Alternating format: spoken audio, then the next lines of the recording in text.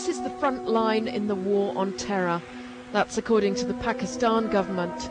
And as in every war, it insists hard choices are necessary. But does confronting extremism mean Pakistan is abusing its own citizens? A suicide bomber has attacked one of Islamabad's grandest hotels. One person's been killed and others wounded. When I arrive, the local press corps are exploding with anger. The police have baton-charged the press. They claim they were just trying to defend the site and it was an emergency. The journalists say otherwise. We were just doing our job. This government is so cruel. Every day they claim that there is freedom of press in Pakistan, but there is no freedom in Pakistan. But the anger isn't just about today's beating. Journalists say they're under pressure whenever they investigate war on terror stories. They allege visits and threats by the intelligence agencies, detentions, and even disappearances.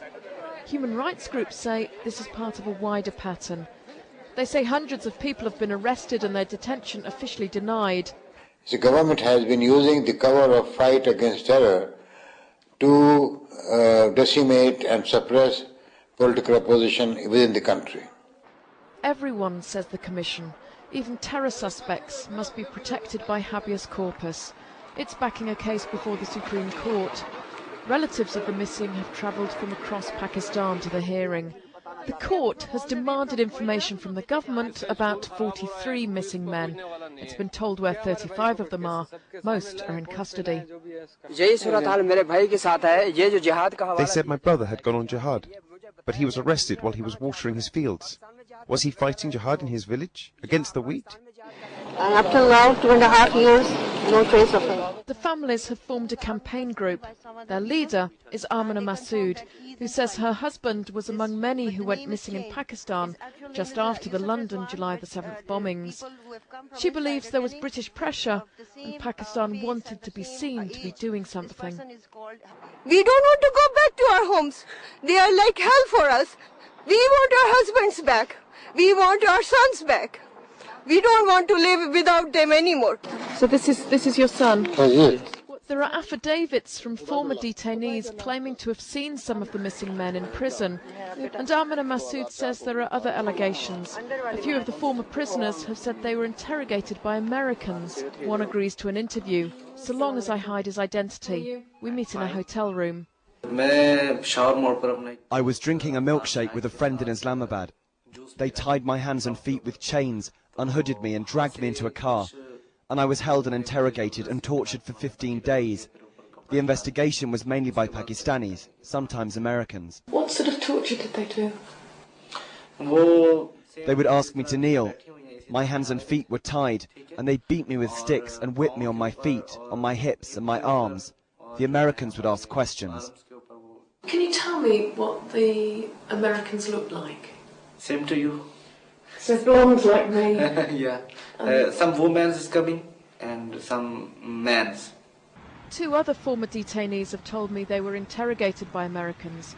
One said he'd been forced to lie shackled on a cold floor for several days. The former Guantanamo Bay inmate, Mamdouh Habib, who's now running for the Australian Parliament, has accused American agents of actually torturing him in Pakistan in 2001. Amnesty International has also uncovered allegations of US intelligence operating here. But the CIA told More 4 News, as the president has made clear, the US government does not engage in or condone torture. We don't have any other comment. Pakistan is certainly facing an extremist threat. It's been a bloody week, another suicide bombing and more deaths. It's midnight and Brigadier Chenna has just driven back from one of the funerals. He says Pakistan does not practice torture and there are no foreign agencies operating here. These are extraordinary circumstances that Pakistan is going through. But there are no disappearances, there are no incommunicado detentions. And, whenever somebody is arrested or somebody is detained, then the due process of law takes place. In most of these cases, they've been indulging in extremist activities. They were part of the militant organizations. We have evidence and proof, and even their families know it as to what kind of activities they were doing. It's sometimes difficult to imagine anything untoward happening in Pakistan. But extremist acts are plotted here, and as for the forcibly disappeared, the government continues to dismiss a growing body of evidence.